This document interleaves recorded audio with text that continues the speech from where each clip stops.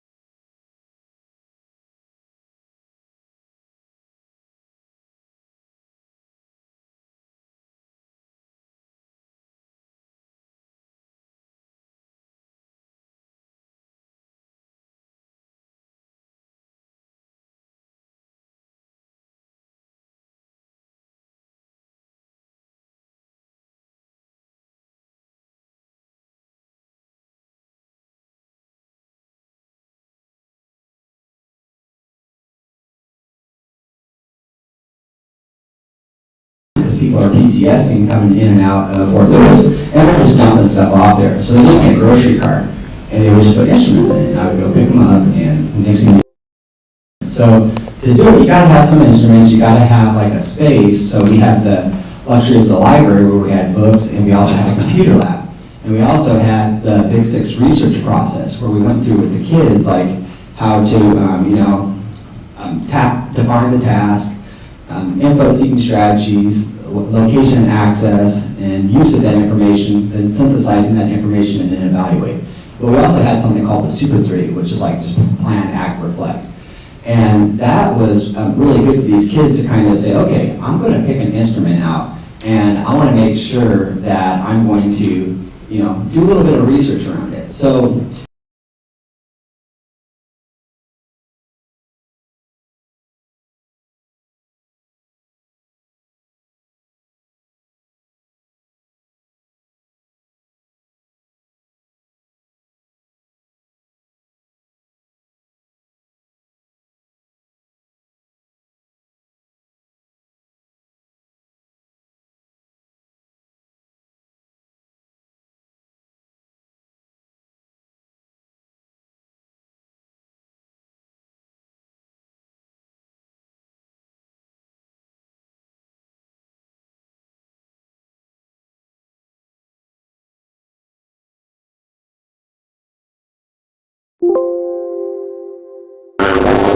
In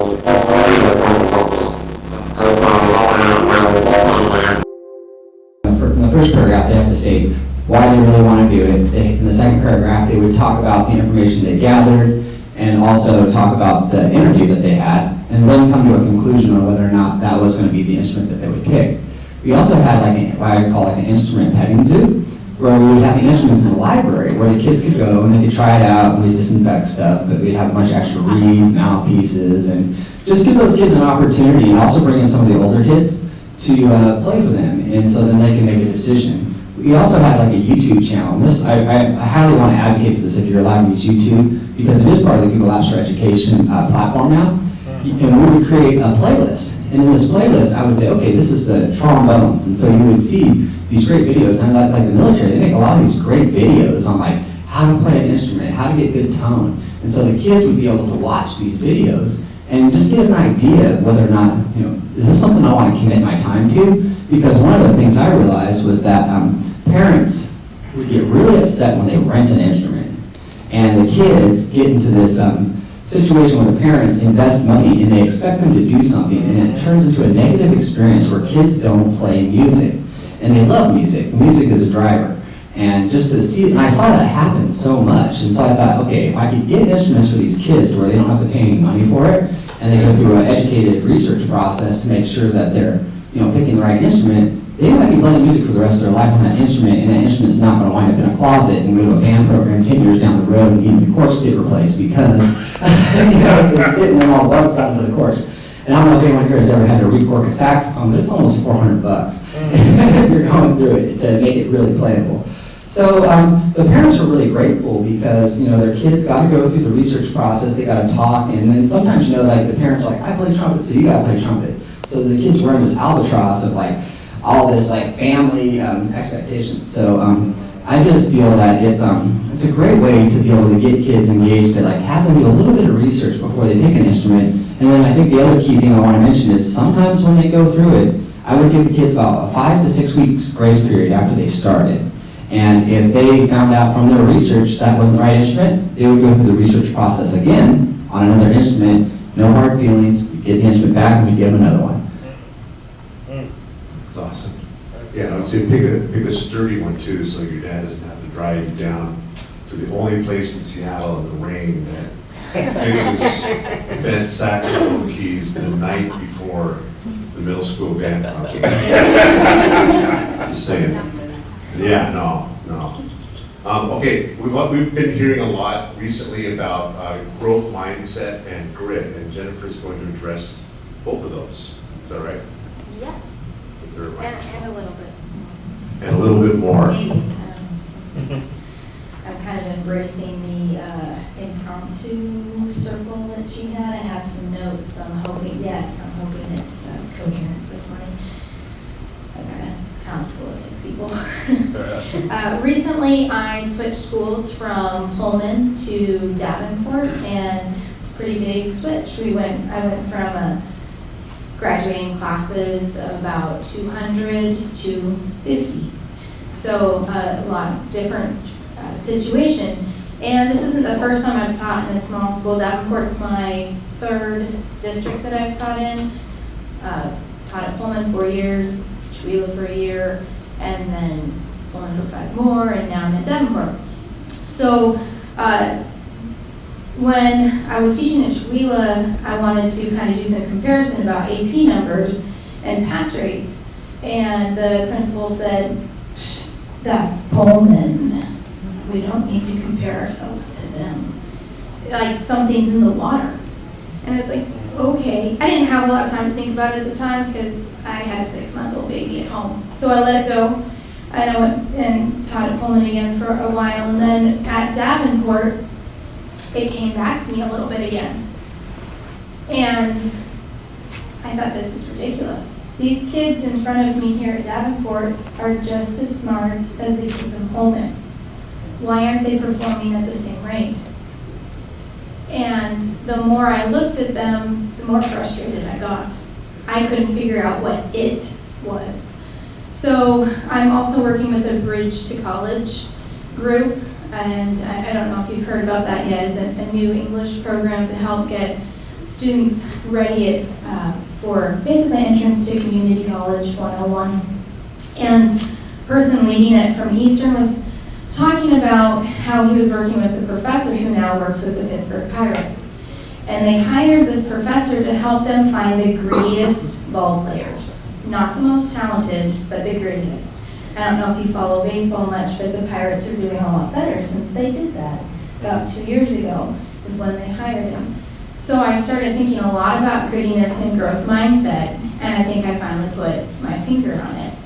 And it's not because Pullman's in a college town, although that is part of it, because they know what it takes to be college ready.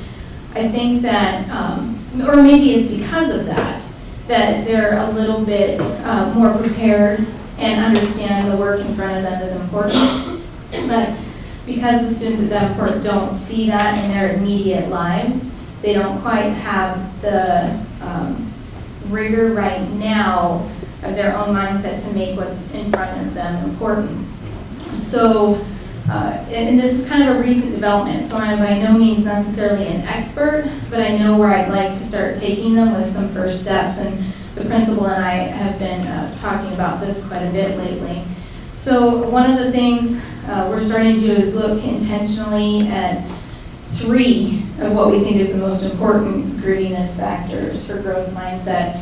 And one is impulse control, and that's, a high school thing. It's a humanity thing sometimes. But no, you don't need to be taking your math, and not that I don't like math, but you don't need to do your math homework right now in English class. You have an RTI for that. So just being able to control and focus and stay in the moment. So impulse control is one of them. And that's actually what I've started to say. I've started to change my language to incorporate those 15, not actually 15 because that would be too many and to introduce at one time, but basically 3, are you controlling your impulses? And that's what I'll actually ask them now. So instead of correcting behavior, I now say, what impulse are you controlling or not? And then the other, a couple of things is goal setting. And I know that at one point or another we all try to set goals with our students, but all too often it's maybe just a number. And there's not a lot of intentional how to get to that number. So a couple of steps I've started to incorporate, and this came out of the Bridge to College work, 2 is during that goal setting process, yes, you set the goal, but then at the same time, we're finding the resources to reach the goal, even if it's just listing, okay, my goal is to this week, I'm trying to think of one a student actually used, let's say just do better on a science test. On a retake, okay, what are your resources? You can't just hope that's going to happen, you're going to have to work for it. So what resources can you find in order to do that? Well, I can go talk to Mr. Hargrave, that's my husband, he teaches two doors down. So making sure that there's resources listed, and then the other one is to anticipate obstacles, and I have found that to be huge. Just because an obstacle shows up doesn't mean we stop. And I think that was one of the biggest things. If they can anticipate the obstacles during the goal setting process, then they're not going to be surprised when it doesn't come easy. And then the final one is to really make sure that it's not just an exercise, but that they're given time for reflection and whether or not they did go back to their resources. What challenges did arise? Were they able to anticipate it? And then how did they react to those setbacks? So, and another thing that I'm always willing to talk about is changing how I grade. And I've changed to a standards-based grading 4.0 that helps not point gather, but to actually push for mastery. But that's a whole different conversation. I think my time is up. So. All right, thanks, Jen. Yeah. Wow, impulse control, great. Fourth graders need that. I took Quentin's chair away from him yesterday. He was leaning back in his chair. I said, "It's enough. You lost your chair." All right. Brian's going to talk about creating student teams that apparently mirror workplace departments. Yeah. So So I've started to change a little bit. I teach some CTE classes, so I'm trying to think about how I pair my students up so that the groups that they work in aren't groups that we only use K through 12, but groups that that they'll see and structures that they'll see. Oh, thank you. Structures that they'll see when they get out into a career. What I do is create job openings, job postings for each of the positions inside of these groups. And then students sort of self-select which group they think that they'll work best in and whether or not they want to be a leader of that group. And through that, we work through creating a resume, creating a cover letter, tailoring that to a position, putting together a portfolio that you'll submit along with that resume. As they sort of look at those jobs, what do they do best in? So each group then has a leader as well. So for an example, right now in one of my classes, I'm working on social media marketing. So we took an idea, if you're on Twitter right now, @GratBacked, G-R-A-T, that, check it out. So we have 4 teams in that project. One is running the Twitter account, one is running a Facebook account. The other one is a graphics team, so they put together all the media, all the pictures, all the videos that go along with all those posts. And then we have a special projects team that works a little bit more traditional advertising, making posters around the school, running some announcements, reaching out to some people with some emails, all that sort of stuff. So students self-selected which team they wanted to be in, created an application for that, submitted that application, and then each of those teams also has a leader. That leader is sort of in charge of day-to-day operations of that team, sort of the boss, if you will, but we don't call them that, they're directors. So they're in charge of delegating tasks, making sure that everything's getting done for their team, but also sort of seeing the scope of the project. So I'm sort of acting as the CEO, as the teacher, so we meet and discuss, where are we headed? Are we doing the right thing? Are we headed in that direction? Are the things that we're doing, are they getting that reach? So that's what the leader does. And then a few other things that we do business-wise is we have weekly one-on-one meetings with those directors. So rather than meeting with the whole class and discussing the whole project together, I just meet with those 4 leaders, and then those 4 leaders go back to their team and have a team meeting and discuss what the plan is for the day, what the plan is for the week, and sort of keep them on that scope of where we're headed, are we doing the right thing. We also have weekly company meetings on Fridays. So each team presents to the class and sort of answers 3 questions. What have we done? So what did we do this week? How did it go? Did it reach the audience we wanted? Was it effective? And then the third one is where are we headed? So what's coming next? What are we going to work on next week? How can we sort of improve what we're doing? What are some things that we can do in class to make sure that we're headed to the goal? And then I also meet with teams about once every other week where we sort of sit down and brainstorm. What are things that you're thinking about that you want to implement in this project? Students are not only working on the thing that they're interested in their team, right? They self-selected the thing that interests them. They're big into Twitter, then they're learning about Twitter and how that works in a business world with marketing. But they also are learning how do we communicate in a team? How do we communicate when we have a director, and that director then has a CEO above them? They're sort of learning about decision-making models as well. If I have an awesome idea, who do I talk to get that idea implemented? Do I go straight to the CEO? Do I have to talk to my director? Should I put something together, an example of that to show somebody? The goal is that they have the experience of not only doing a topic that is business related, but also how do those teams, how do those departments work in the real world? How do I interact with those people on a day-to-day basis when I show up to class, which has essentially become a work day for us. When I come to class, and am I getting my work done? Am I doing it right? Am I talking to the right people? Am I getting stuff done? So I'm just a little bit curious. How did you? Do you have a background in the corporate world, or how did you? No, lots of conversations with people that are in the corporate world. So So we've had a few guest speakers come into our class and talk about like, what does this look like, what is social media marketing, and how does it work in the team. And then I've also done a lot of weekend meetings with some friends of mine that are in marketing, sort of how does it work? Like what are the things that I should be focusing on that those kids should learn that will make them successful if they got a job? That's awesome. So I've been a teacher for 32 years right out of college, and so I would have no idea how any other workplace operates. It's fascinating. So now we're going to turn to Erin. Erin's going to talk about a coaching protocol where she counts and tracks interactions with students. Yeah. Okay, so expand on that.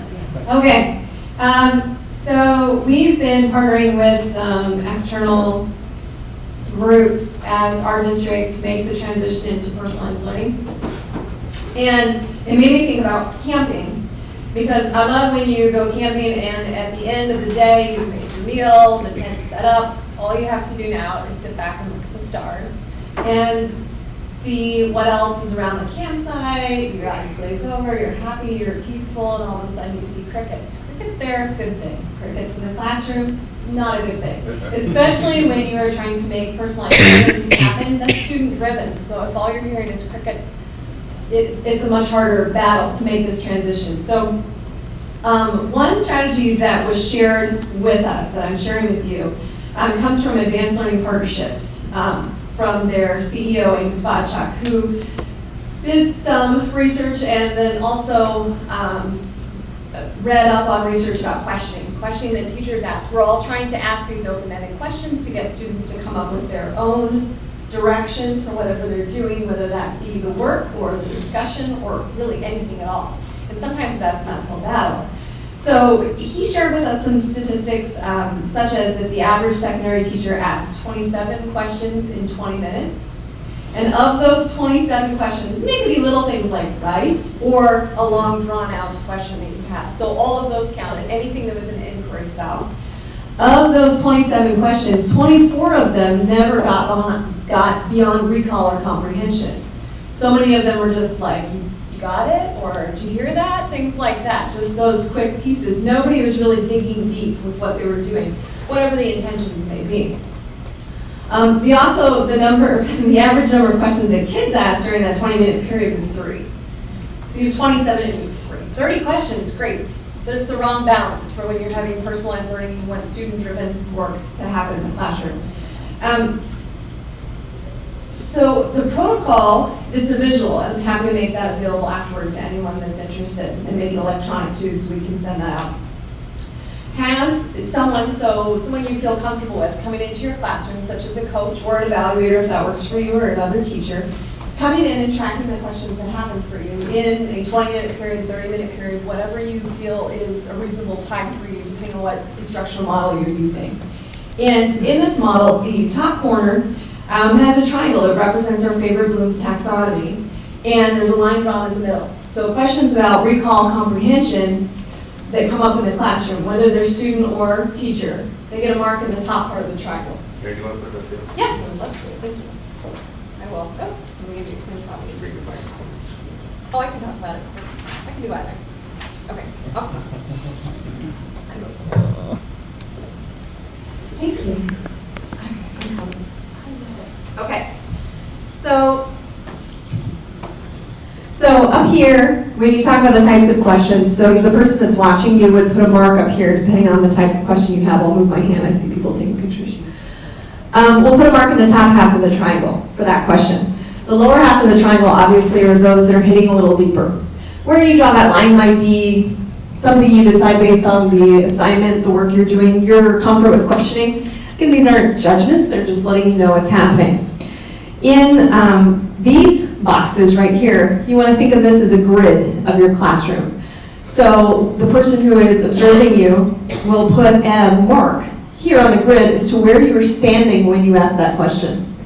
Now, some people also include student up here, but I'll talk about that more down here. This lets you know, am I using strategies where I have an asking questions spot? Am I getting out in the classroom? Am I getting different responses from different locations? Some people choose to number them. So question 1 was asked here. Question 2 is asked here. And that does twofold. That also helps you count how many questions You can also tally up here how many questions were asked too, just depends on the person observing you. Then down here, this is who is answering the questions. So this is where the answers are tracked. So you put an X down here where the students are.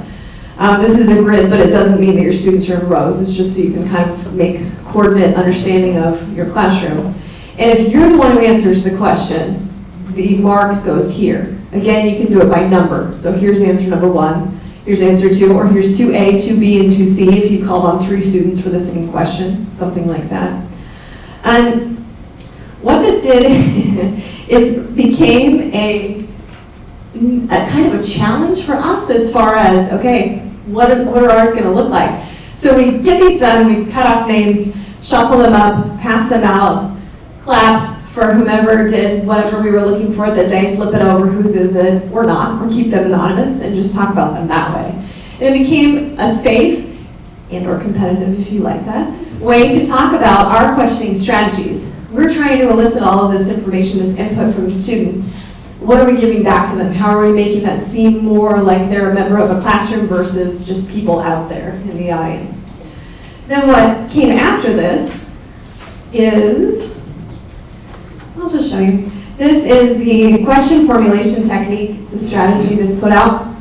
Here are some affirmations that some of you have heard of this. This is an awesome protocol that I highly recommend for you. If you are getting into questioning strategies, you're trying to help your students get better at asking questions that will drive their learning. Even just narrow down questions and inquiries that they have. When we're doing student-based personalized learning, sometimes the challenge for us is getting students to take a big idea and narrow that down and find that core piece that they really want to research as part of their learning. This strategy helps you to take a big beast and make it a little more succinct. Essentially, students work in groups to create questions without bias or judgment initially. Then they look at the types of questions they made. They try changing some question types into other types. They talk about the benefits and challenges between open-ended and closed questions. Some of them have their place, in other times they don't. And then students prioritize those questions and see really where the heart of their motivation is within a topic. So, and students can also do this individually as well. And lastly, they reflect about this, the process with each other, and about the questions in the topic itself. So, I have more information from the Right Question Institute if you're interested about this, as well as digital copies of the tool if you're interested in that. Thank you. All right, thanks, Aaron. And keep this thing figured out.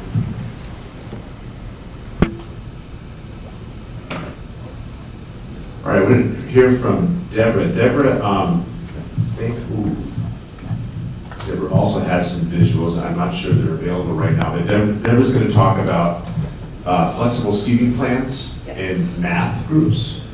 Yes. So they don't just sit in rows anymore, huh? So a little bit background first. I am a product of parochial schools. So I spent 8 years of my childhood, first through 8th grade, in a class of 40 students. And we sat in rows, and I was a good kid. So I often didn't have contact with my teacher because she was dealing with the ones who weren't able to sit quietly in your rows of 8x4 or 8x5 for 40 kids. When I started teaching at Tukwila 16 years ago, I was gifted with a beautiful classroom that I'm still in today, but it is long and narrow and has this awkward front spot. I had pictures that I emailed Melissa that I wanted to show you guys. And when I got there were desks with chairs attached to them, so the kids couldn't move the chair, if you guys can picture that kind of seating. Mm-hmm. And I was teaching 6th grade math and 8th grade language arts, and my 8th graders were too big for the desks, and my 6th graders were like on their knees trying to fit into the space. So about 8 years ago, I wrote a grant to get desks and chairs that are separate. And this has made what I wanted to show you guys feasible, because I have movable space now. And are we going to pull it up, hopefully? Yeah, sorry. By having chairs that separate from the desks, I'm able to have the kids bring their chairs up into what I used to see as this awkward space in the front of my room, but now I can get them as close to the board as possible. Oftentimes, they will transition 3 times in a class period. So there's a lot of movement in my room, and the kids are responsible. I was really listening to what Brian was saying, because I'm really trying to create that sense of independence. And also what Jennifer was talking about, we have a lot of, I don't get this yet in my classroom, so that growth mindset. But what's great about the seating options that I have personal contact with every one of my students every single day. And I have 5 class periods with up to 30 kids per class. That's a pretty powerful thing to be able to say.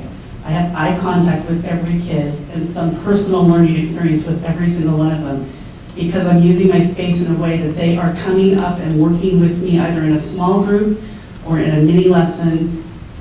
Here we go. I can talk about it up front a little bit. So this is a picture of my classroom from the back, and you can see what I mean about it being really long and narrow. What I often do is I have the students in 3 different groups.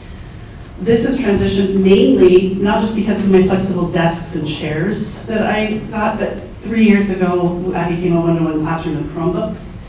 Now our whole school is a one-to-one. And so the students on the left side that you can barely see, they're on their Chromebooks. They're doing some sort of online blended learning type activity. The students on the right side are doing some sort of a group activity, and the kids up front are doing something with the interactive whiteboard. And I'm able to monitor all 3 of these groups. Other times I might be doing an activity with the group up front, and then they rotate. Can you move to the next one? These are all stage photos, by the way. This was after 3 hours of SBA testing, because we're thrilled to just move desks around and show you how we use our space. And again, because of SBA testing, I really wanted to get them up and active, so we did a team building activity, and because my desks and chairs are not these attached things anymore, we can shove them out of the way and really use our space. My kids would tell you that they've all been on the floor, sitting in pretty much every space you can in the room. They own the space because they're physically moving things around, often to make it their learning environment.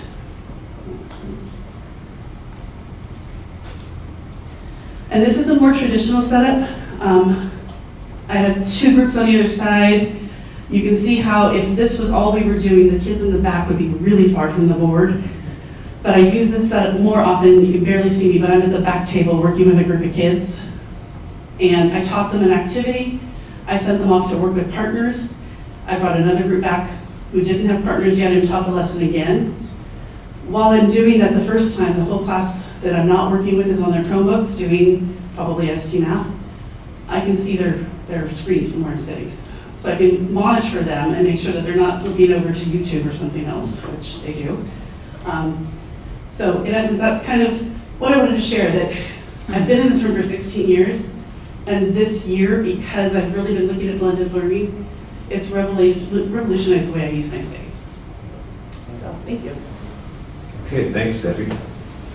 So now we're going to open it up for question and answers.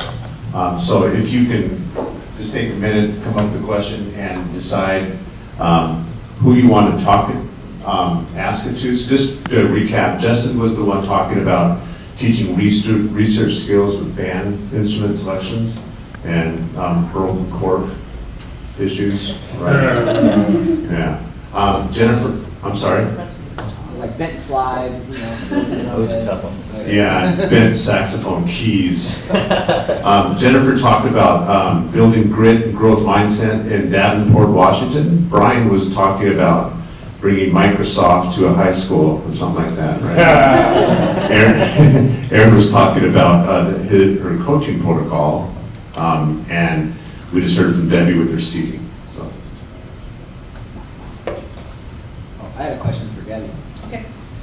Have you had, I forgot the microphone. Testing, okay, yeah, we're good. So I was curious if you have the students draw staging maps of like moving the classroom around, or like you have conversations about the modular classroom with them. Yeah, it's funny. I applied for another grant this year, which I didn't get, for these desks that are mobile. Like the chairs have a desk attached and there's wheels underneath and the kids put their things underneath. And I showed them the videos and they were like, oh, we need that. It would be so much easier than what we do. Honestly, what I talk with them about is how we're going to use the space that day and why. And at the beginning of the year, I spent a lot of time talking to them about how we safely move things around, because when you've got up to 30 kids who might be potentially all moving at the same time with a piece of furniture in their hands, there's some risks involved in that. The chairs they're not like these, they have a handle on the back side, so the kids have to use that when they're moving it, and they have to be aware of the kids around them. So that's where I really talk about strategic, is I'm clear on our objectives and why we're using the space we are that day, and how to safely make that happen so everybody's safe in our working.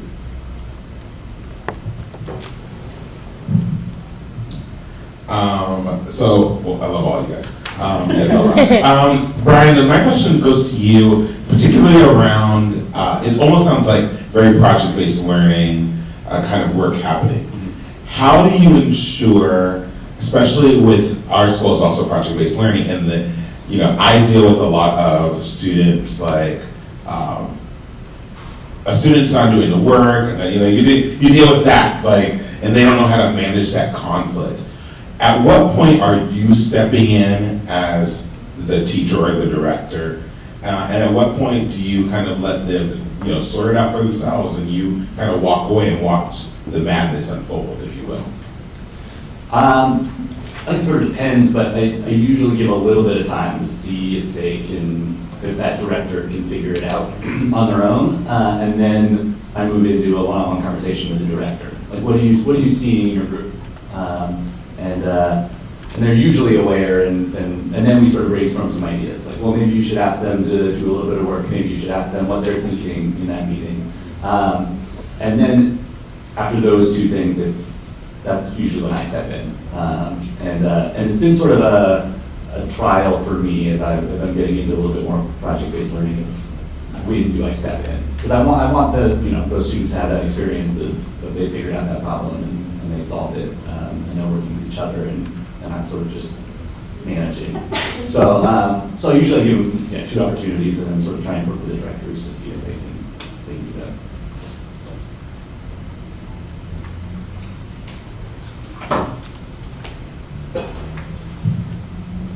Evan, this just made me think about a similar project, not involving band instruments, that I did in my classroom teaching life, where I had teams of students and there was a director for each team, and they had something they needed to they had a product they needed to have. And we spent a lot of time creating kind of an intermediate step between me stepping in and them floundering, which was kind of anchor charts. So for all around the room were the charts, and the groups met by their charts, and the charts they might have been giving them this was a journalism project. So we had lists of, they had brainstormed ideas of lists of stories that they could do in the category they were assigned to. And so a lot of times that would be my intermediate step to jumping in and rescuing.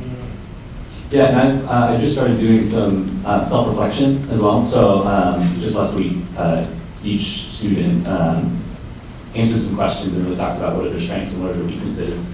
And then we haven't started it yet, but I'm having one-on-one conversations with each of those students about what are you doing well on this project, what are you not doing well. All of the answers that I've noticed, anyone who's not getting the work done has said something about that in the reflection. And then we're going to do hopefully some goal setting about like where are you headed, what do you want to improve on, all that sort of stuff. So there's a little bit of that too, that it's that management, but not. It doesn't seem like management. We're just talking about their self-reflection. All right, I have a question for Aaron. And Aaron, I was wondering, so my principal and I have an ongoing, several ongoing friendly debates, but one of them, he loves to argue. Probably thinks I'm a good principal, actually. Hashtag no crickets. Yes, that's right, hashtag no crickets, that's right. But one of the things is actually about questions, and questions in the classroom. And he gets these kicks sometimes, and his recent kick is teachers just asking too many questions. They're not getting to the instruction. We're just going to stop all questions. And so I was like, well, that might be an overreaction, boss. But so thinking along, because I'm trying to point him towards question formulation technique and that as a possible tool to help with that. And I'm wondering, just kind of, your perspective with your experience of working with it, because obviously there's two extremes, and how do you help teachers get towards like a happy medium? Yeah, well, that made me think. So I kind of like extremes, to try them on as costumes and see what happens. So I was thinking about that no questions thing. And I kind of think you would end up speaking like a royal we, like, were we to be considering this topic today, we might want to think about fill in the blank, and then see what happens with that, and see where people talk, sort of elephant in the room, let's dance around it and see all the descriptive words. So that might not be a bad strategy to try. I think with any of these, the key is choosing someone that the teacher trusts to take data, because you can't necessarily, it is not always wise to argue with data, because then that's something that you have. And this is never meant to be judgmental or evaluative. It's just meant to be who's doing the talking, what kind of talk is it, and what came with it.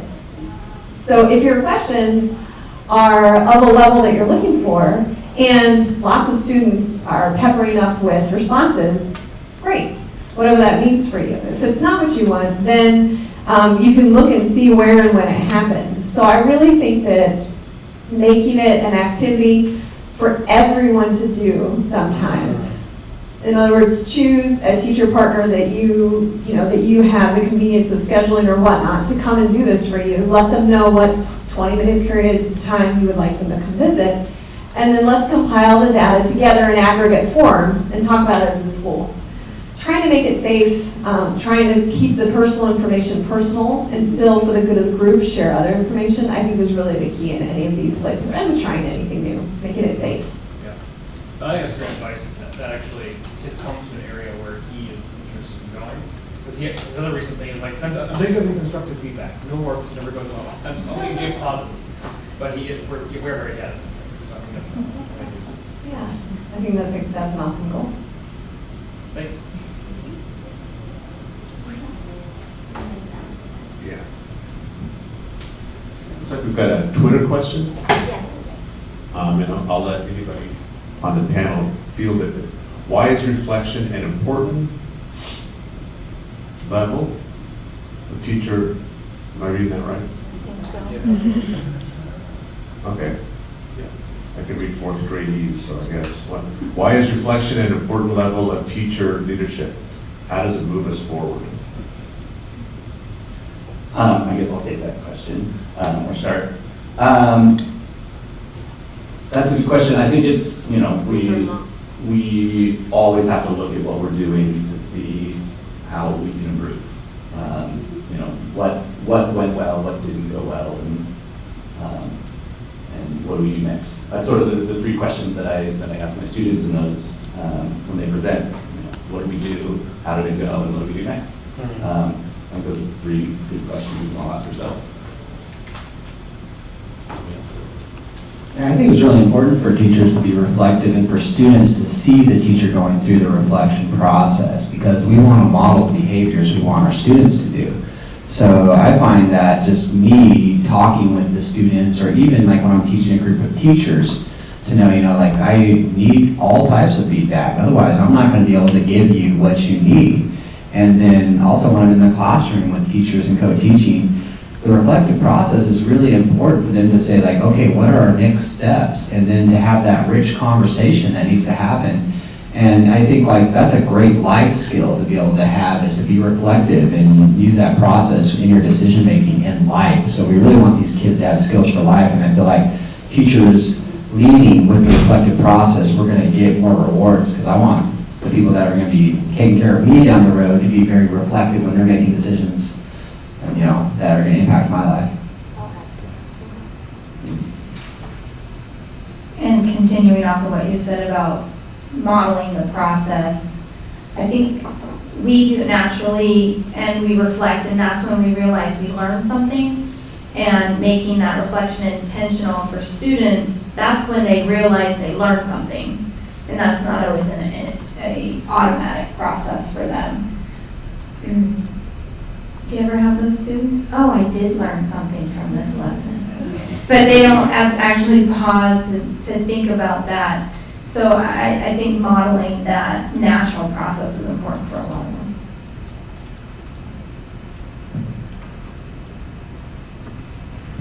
And I think the question asked also about where does reflection fit with teacher leadership?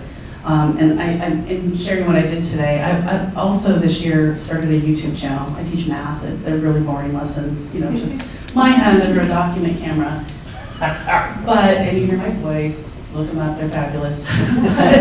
But it's changed my kids. They come back to school if they've been absent, they say it's their video from yesterday. And they're getting the exact same lesson they would have gotten if they'd been in class. And it can make it part of my rotation. Where I'm literally teaching the kids twice in one day. They might be on their computers watching one of my videos and then also in front of the board with me. That doesn't happen if you're not reflecting and trying to figure out how to improve your practice and grow. And in doing that, sharing that with my colleague, I have a first-year teacher who is my teaching partner this year, and I'm her mentor. Learning from her new things about technology that I don't know necessarily, and just being willing to take the risk, 19 years into my career, that's teacher leadership for her. Because she's knowing her first year of teaching, this is a continual process. You are always growing and changing and trying to do the best you can for your students. I have a question for you, Debbie. This year, I asked my principal if I could get rid of desks and get tables because they're so much easier to move. I brought the book Classroom Spaces That Work, and my students called me a nerd and asked, do people actually write books about that stuff? Yes, people like them. I do. It's good. And I've been doing something like you described, rotation. So a group with me, a group at Smartboard, small groups on computers. Can you talk to me a little bit about how you communicate expectations for on-task work when you're not, when you are 30 feet away? And I know that's a pretty basic classroom management thing, but it's still something I struggle with my 6th graders. Yeah, and I teach 7th grade, so very, very similar age group.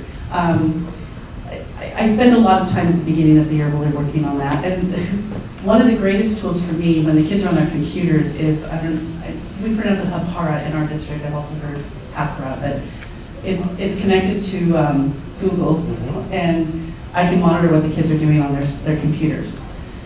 Yeah, and I can even do it when I'm not at school because I can do it remotely. I was homesick, kicking kids off of streaming music and getting an email from another kid like, you're irritating so-and-so, but I think it's funny, and I hope you're feeling better. So I don't do it all the time, but I do it enough that they know that I can see what they're doing on their computer, which makes that accountability piece happen.